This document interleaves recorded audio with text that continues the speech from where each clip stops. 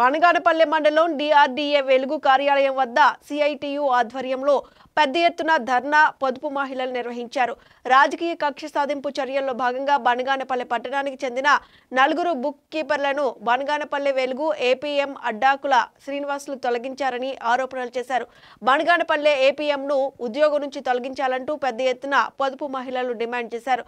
బనగానపల్లె వెలుగు ఏపీఎం మీద చర్యలు తీసుకుని ఉద్యోగం నుంచి తొలగించాలంటూ నంద్యాల జిల్లా పీడీ శ్రీధర్ రెడ్డికి సిఐటియు రాష్ట్ర కార్యదర్శి ధనలక్ష్మి పొదుపు సంఘం మహిళలు ఫిర్యాదు చేశారు. రాజకీయ పరంగా నేను తీసేసాను అన్నాడు సార్. కానీ మేము మళ్ళీ తర్వాత వచ్చి అడిగాం సార్.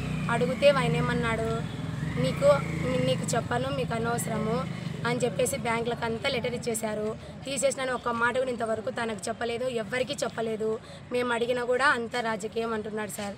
ఇంకొకటి, ఆయన ఆఫీస్కి వచ్చిన వెంటనే నమస్కారం చెప్పలేదని ఎంఎంఎస్ లీడర్ల ముందు, కార్యకర్తల ముందు చాలా కోపంగా మాట్లాడాడు సార్. ఇప్పుడు ఆయన మమ్మల్ని ఎటు పీకేస్తామని మా ఎంఎంఎస్ లీడర్ పక్రుబి అక్క అంటున్నా కూడా ఆయన ఏ రెస్పాన్స్ లేకుండా నవ్వుకుంటూ సెల్ ఫోన్లు చూసుకుంటూ మమ్మల్ని చాలా అసభ్యకరంగా మాట్లాడుతూ మా పనులు ఆపేసి మాకు అస్సలు సహకరించకుండా మమ్మల్ని చాలా వేధిస్తున్నాడు. మాకు ఇలాంటి ఏపీఎం సార్ వద్దు, దయచేసి మా పనులు మమ్మల్ని చేసుకొనివ్వండి. మాకు సిసి ప్రసాద్ ఏపీఎం ఏటుకు భయపడి సంతకం కూడా పెట్టడం లేదు.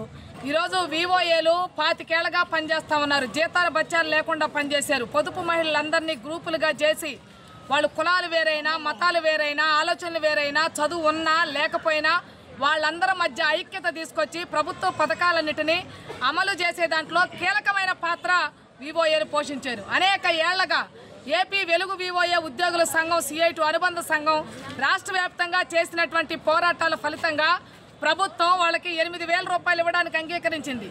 గ్రామ సంఘాల నుంచి 2,000 రూపాయలు తీసుకోవాలని 10,000 రూపాయలు జీవో 2019 వచ్చినటువంటి సెర్పు, అందులో పనిచేస్తున్నటువంటి సిబ్బంది, ప్రధానంగా మండలాల్లో ఫీల్డ్ వర్క్లో ఉండేటటువంటి సీసీలు, ఏపీఎంలు ఈరోజు పొదుపు మహిళలకి అనుకూలంగా కాకుండా కొంతమంది వాళ్ళని వేధించేవాళ్ళలాగా, వాళ్ళ మీద పెత్తనం చెలాయించేవాళ్ళలాగా, వాళ్ళని ఒక వనరుగా చూసి వాళ్ళని బ్లాక్మెయిల్ చేసి డబ్బులు కాజేసేటటువంటి ఒక రాబందుల్లాగా ఈరోజు ఈ బనగానపల్లికి సంబంధించినటువంటి ఏపీఎం